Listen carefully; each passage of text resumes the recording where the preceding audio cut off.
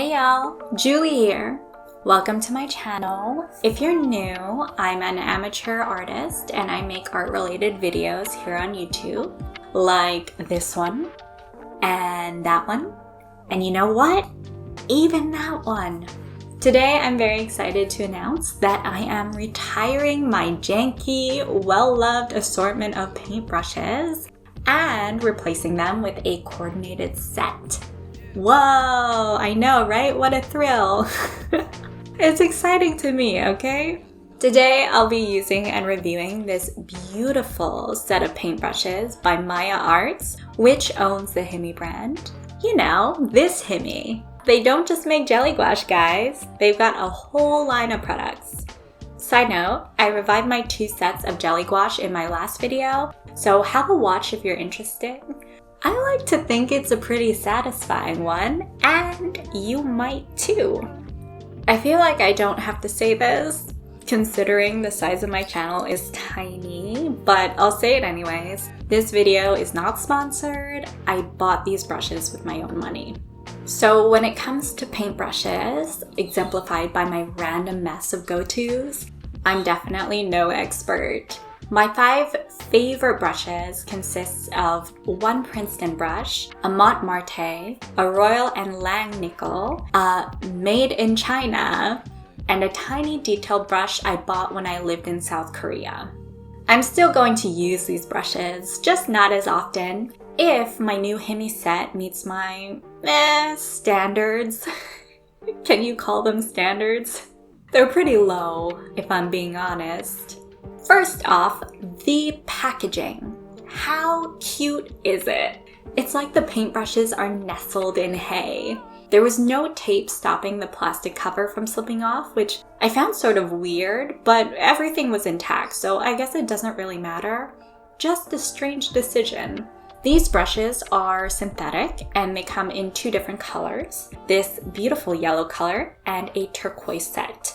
There are 5 brushes, sizes 12, 10, 9, 6, and 5, although I've heard that every company uses their own size metric. So they could be slightly different compared to the brushes that you're used to using. I really think this is a solid range. I do wish there was one detailed brush, but apparently Miya Arts has a HIMI detailed brush set of 5, though I can't seem to find the set anywhere. Not even on the Miya Arts website. So if anyone knows where I can find these brushes, please let me know. I actually started my search for brushes on Amazon. I wanted a solid, affordable set, but a lot of the brushes sold on Amazon are by companies I don't recognize. I found a few that I was leaning towards, then checked to see if they were on AliExpress. I know, it's not the best place to shop. People have mixed feelings about it, but if I saw the same brushes I was looking at on Amazon, I'd rather get them from AliExpress for half the price, rather than paying double and having my hard-earned money go to some Amazon dropshipper for literally the same product from the same supplier. Step aside, Lindsay, because frugal is my middle name. I know all the tricks when it comes to saving a penny. It just comes with being broke 28 years and counting. Oh, that's depressing. Using AliExpress, of course, comes with a longer wait time, so that's also something to consider. Scrubbing through Amazon brushes took long enough. Then I got sucked into the AliExpress rabbit hole, which has way more options. I ended up spending 2 whole hours unable to make a decision on which brushes to get. Through my endless scrolling and decision paralysis via a 1,000,000,001 options, I came across these HIMI brushes. I didn't even know the company made brushes at the time, but at that point, I was just glad to see a brand that I recognized and trusted, based on the whole jelly gouache experience that we all know and love. Unfortunately, they were sold out, so I moved my search back to Amazon, and voila, they were listed at only $13.99 Canadian. Whoa, what a steal. For some reason, the turquoise brushes were $2 more, but I preferred the yellow ones anyways. These brushes are very long compared to all of my others. I thought that this would throw me off being so used to the sizes of the ones I'd been using, but they're also very light, which made the weight distribution quite comfortable. If I were to paint with the brushes blindfolded, I wouldn't have even noticed that they're an inch or two longer. The bristles are white and stained after just one use, but that's not really important to me. In my opinion, if your art supplies are in pristine condition, you're probably not using them right. The brushes definitely carry a good amount of water. I had to dab them on paper towels a few times to get rid of extra moisture, depending on the effect I was trying to create. The most important thing, however, is that they came to a deliciously sharp point, and they did not lose that point for a second. Even the largest brush had a really good point. I was very impressed with how precise I can get with each one of them. After trying these out, I'd give them a solid 10 out of 10. The packaging is beautiful, the brushes are comfortable in the hand, they hold a good amount of water, they don't lose their point, and come on, they were only $13.99. There's really nothing else you can ask for from a brush set. As it stands, I would 100% recommend them. But I'm also aware that I've only used them for this one painting. So we'll see how they manage over time. All I'm looking for is something that maintains its point over time.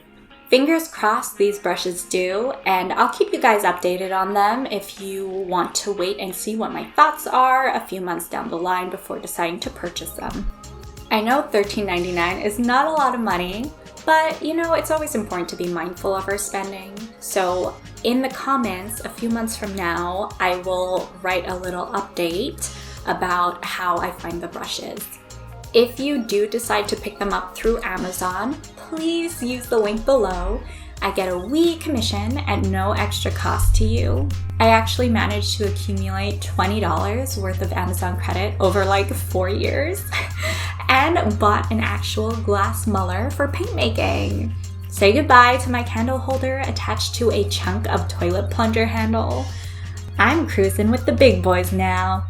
I'll be using this muller to make watercolor paints in an upcoming video, so stay tuned for that. As for the painting itself, the reference photo is of Kiki Yang Z, that's her Instagram handle, and I found the photo on Pinterest. I genuinely love how it turned out. I know the general rule for watercolors is to paint from light to dark, but I wanted to try bending those rules a little. I painted the shadows first using a muter purple, and I don't regret it at all. Painting the shadows acted as such a great guide for the rest of the painting. I was a bit worried about the colors I used for the skin tone, but I trusted that with the purple shadows underneath, the yellow color I put on top would be canceled out slightly, since, you know, purple and yellow are complementary colors. Basically, I successfully attempted a color theory thing. And guys, I'm awful at color theory things, but not today. I also love adding purple shadows and creases to a white shirt. Something about that very specific act is just so satisfying to me. And using purple rather than, say, gray just adds some visual interest, I think.